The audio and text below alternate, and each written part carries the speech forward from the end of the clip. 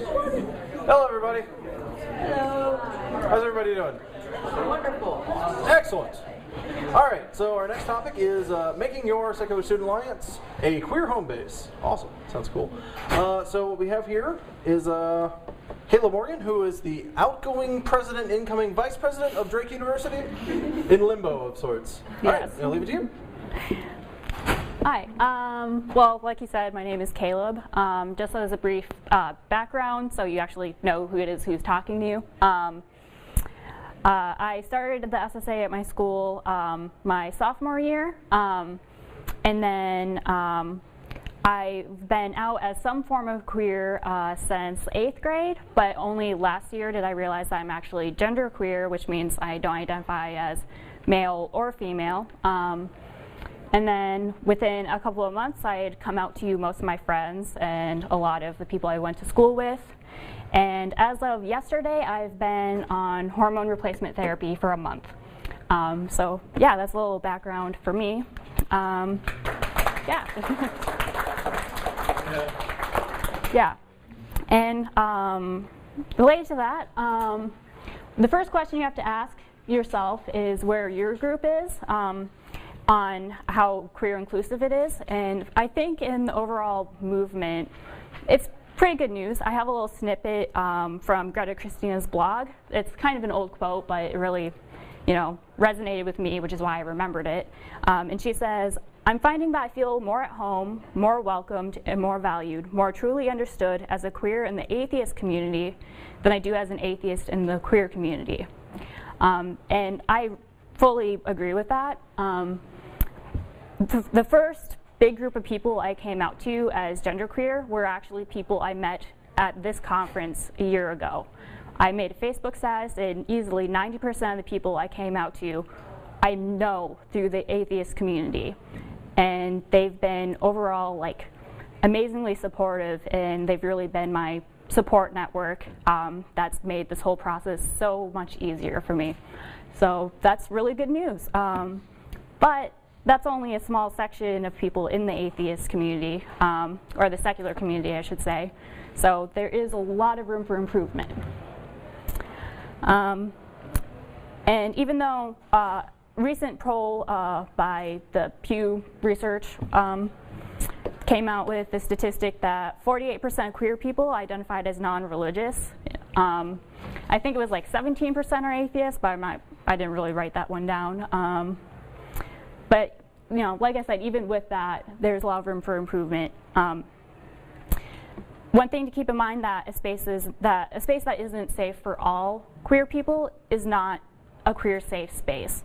So that includes genderqueer people, trans people, people of color too, women. If you have problems in your group with misogynistic comments or kind of undertones, that's not making it very queer inclusive.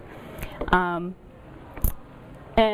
a few things that I've noticed from interacting with the atheist community is there's a tendency for people to think that atheism is the new queer rights movement. We're basically done with worrying about queer rights because marriage equality is right down the road. A lot of people are really excited about the recent Supreme Court cases, I am, but we have a lot of work left to do. So, I mean, they are separate things. There's a lot of overlap, but it's not like atheism is replacing it or something. A few other things is people like to say gay rights movement, when really that erases a lot of other people in the queer community. Bisexual people, can't forget about bisexual people, and it also ignores trans people. And on a similar note, in general, people forgetting about trans people and trans rights, as well as non-binary people. Real quickly, because I feel that part took up more time than I was intending. One thing to keep in mind in your group is how privilege and oppression works. And it's not something that you can really control, it's just something you have to own up to, because most people, basically all people, are privileged in some form, and it's something that you have to own up to and consistently acknowledge and think of how that influences how you interact with others. And that can come up in form of like microaggressions, which are really like kind of like slights that to people in positions of privilege might not, notice or think is that significant, but it really plays a big impact on whether a space feels inclusive or not. And now for how to actually create a safe space in your group, or rather creating a queer home base, because having a safe space is really the bare minimum. And as a little disclaimer, the main rule is to listen to your members. Unless I am in your group, my opinion doesn't matter as much as the opinion of those in your group. So ignore me if your group members disagree with me. All right. First rule is to make sure that your space is actively inclusive. It's not enough to have a safe space sign on like your meeting room door. You have to, just like constantly acknowledging your own privilege, you have to constantly work to be inclusive. One thing you can do is, make it a focal point in your group to educate others and address issues facing the trans community. Just like making it a rule that you have to keep it a safe space, including following some of the guidelines that I'll set for the safe space. And what this does is it fosters personal growth, exploration, and expression. If you're not having an actively inclusive space, then there isn't really room for people to do that. And I'll be honest, the previous years, I was in mock trial, and it was not an actively inclusive space at all. And I think that's the lack of that sort of space is what caused me to not realize I was genderqueer for so long, because people just kind of expected me to be a girl, and that's how they treated me, and they weren't really encouraging me to explore my own identity. And even though I felt really lost and kind of confused about what label I felt most comfortable with, I didn't really have that sort of space to explore my own identity and express it with active encouragement. So just be excited for people being able to express themselves, and that would make all the difference. And for the general rules that you should remember to follow, well, I guess the main rule is just don't be a jerk, but that includes not allowing sexist, transphobic, or homophobic jokes and comments. It really only takes one person in your group who's doing things like that for it to not be a safe space anymore. You also don't want to tokenize. And on a similar note, it's not enough to have queer people in your group for it to be queer inclusive, because queer people can be just as guilty of not creating a safe space as straight people and cisgender people are.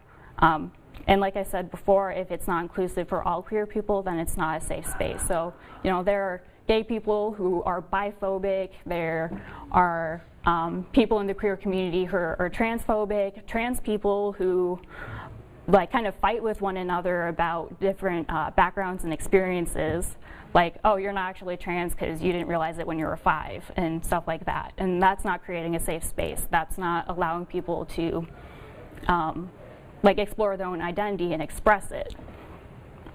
And, well, I kind of already said make education a vocal point of your group, so yeah. Okay, but, crap happens, so, some guidelines on how to actually deal with a situation if, you do have an oppressive moment.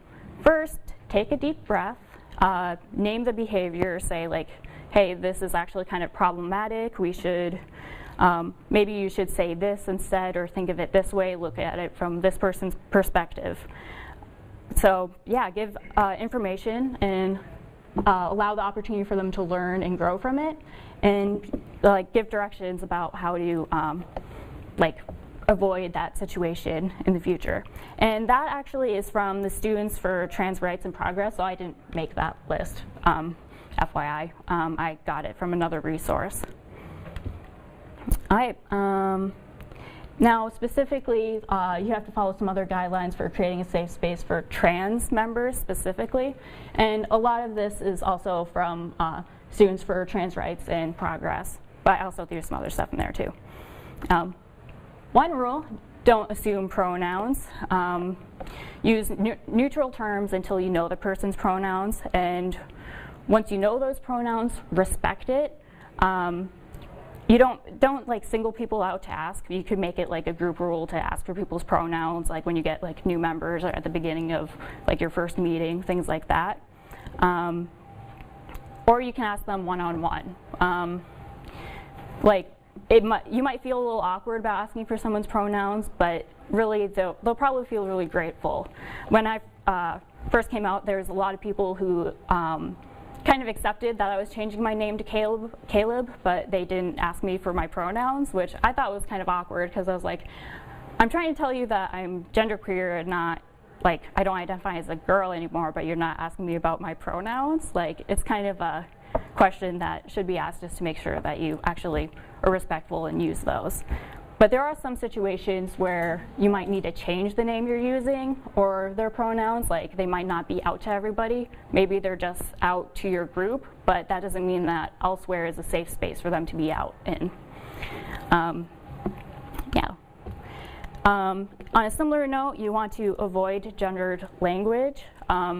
Words and phrases such as boys and girls and ladies and gentlemen should really be avoided because it assumes that everybody fits into a binary, and I've actually found that in this conference already that people have been using terminology like that. So just try to avoid that. You also want to avoid addressing an individual with a gender term unless they say it's okay or you know their identity already. And hold on. On a similar note, you don't want to assume someone's sexuality when they join a group or even their gender identity either, because it varies a lot from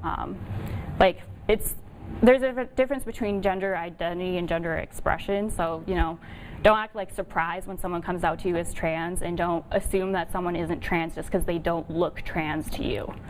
Don't assume that they're gay because they don't look gay to you. Don't assume that they're straight, and don't assume that they're cisgender. But, accidents happen, and you might misgender someone.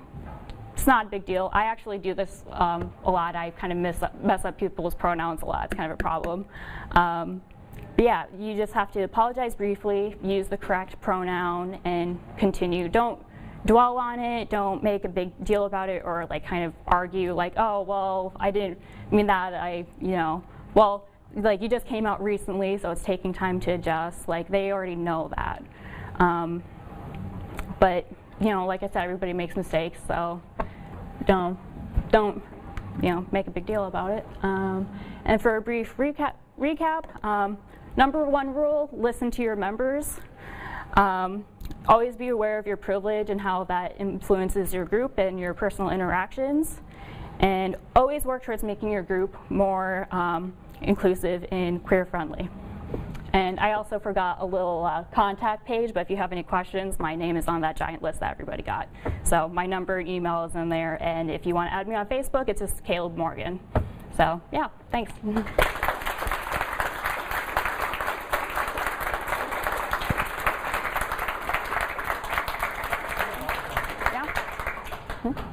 Right.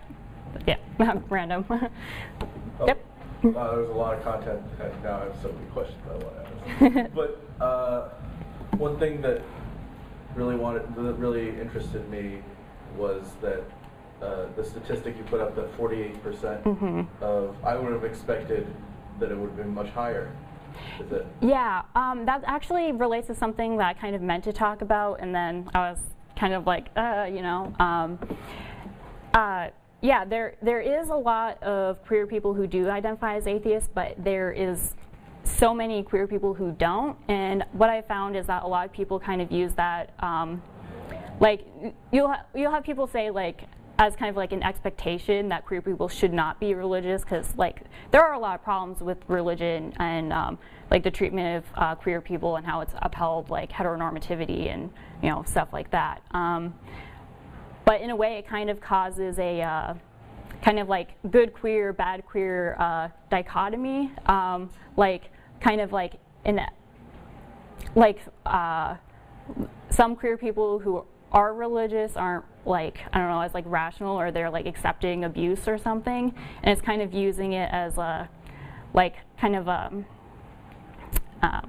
I wrote it down to make more sense than what I'm saying right now, but like kind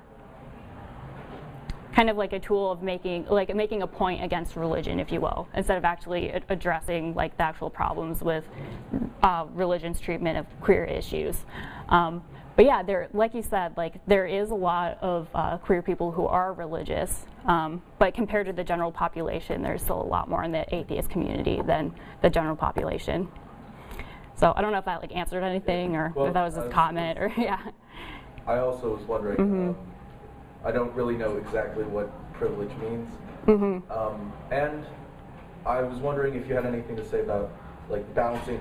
You notice like some things about sensitivity, which I totally understand, balancing against free speech, because I know some people in my group are, they're not, I guess they are kind of insensitive, but they also mean to make a real point most of the time when they're saying the things that they say.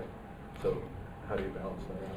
Yeah, okay, well for the first question, sorry, I meant to say like if anybody had any questions about like terminology or anything, because should have just asked during the thing. I meant to say that. But yeah, privilege is like, there's certain like social kind of systems that create privileged groups and oppressed groups and kind of divides it. So like white Christian men are very privileged in our society because it works to their benefit and it's institutionalized and it kind of ingrains every part of society.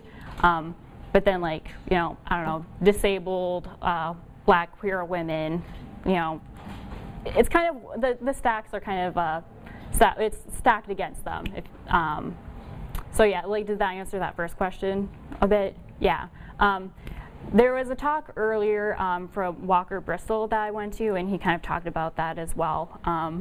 But yeah, so like that will be uploaded on YouTube later as well, so you can like look at that. And the second part of your question, we're balancing being sensitive with free speech. Yeah. Well, I don't know. There's a difference between nobody's really violating anybody's like free speech by saying like, hey, we want to create this safe environment for other members. Because for one thing, it would have to be a government institution that is actually violating anybody's free speech. Right. So that's my first response to things like that. But I know. Rule as our group, we want to let people say what they feel, and then we can argue about it and stuff. Yeah. I think the problem with that is people want these groups to be inclusive and like safe for them to be in, and they don't want their whole identity to be like a grounds for like argument and debate just because someone decides that they should have the like freedom to I don't know, be like a jerk about it or like argumentative about it. So I think that's something that you'd want to talk one-on-one with a member afterwards to kind of like get like show them the other person's perspective and just like try to find a space for them to channel that isn't necessarily causing problems in the group. So yeah. And I think the word you used, home base, was really effective in sort of thinking about this issue. I think it might create a misconception that we are asking that you're not asking everybody to treat you with respect and to acknowledge this aspect of your identity.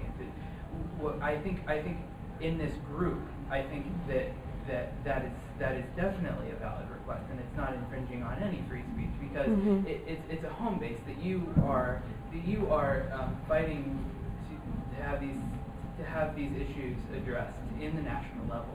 And there, that it is a battlefield there. So Yeah. I hear what you're asking is for the secular community to be particularly respectful, because these issues are allied issues. Do you agree with that? Yeah, definitely. That's probably like exactly what I was thinking. Like I had trouble thinking of like a more clever way to say like safe space, and it kind of just popped in my head. So I'm glad you approve of it.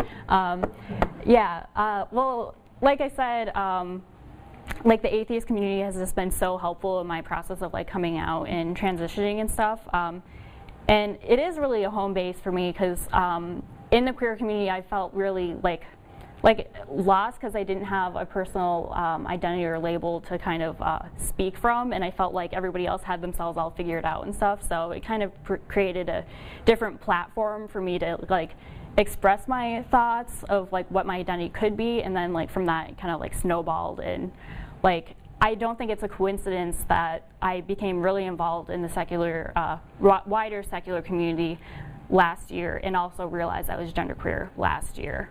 Like, I don't think that's a coincidence. Yeah.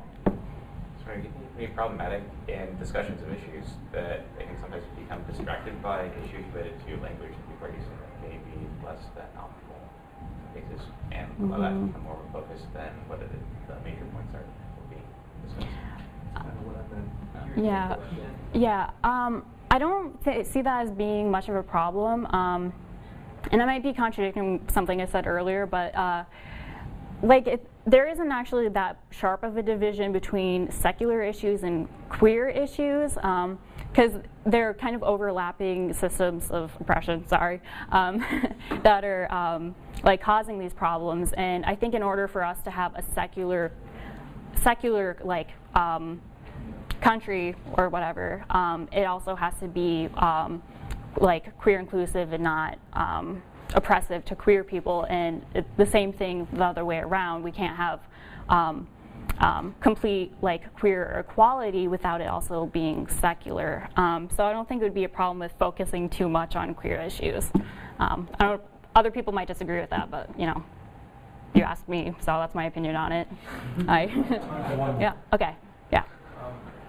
One of the things that comes up a lot with our organization is sort of a conflict between education and creating a safe space, particularly with regards to triggering language and jokes and that kind of thing, where you don't know whether should we get rid of them immediately because they have. Everyone around here where we are comes from small town, and they'll have never encountered this kind of stuff before. Yeah. How would you sort of wiggle that balance between educating them and creating a safe space for the people who need one? It's probably similar to what I said about not making that big of a deal about misgendering someone. Like, everybody comes from different backgrounds, and you're right that this might be the first time people are exposed to it, but where it's so important to educate people is that if it's like the group doing it or someone who's like in charge, it's not leaving it up to the person who actually impacts. And in order for that person to grow and learn, like just exposure to it, and that includes like education and making it a focal point of your group. Because like otherwise you're just kind of allowing it to continue and maybe even get worse, because when they do meet someone who's like genderqueer or trans or whatever, like they don't know what to do about that, and then it leaves it up to that queer person to kind of deal with that. So I don't know if that answered your question, but out of time, so. Excellent, thank you.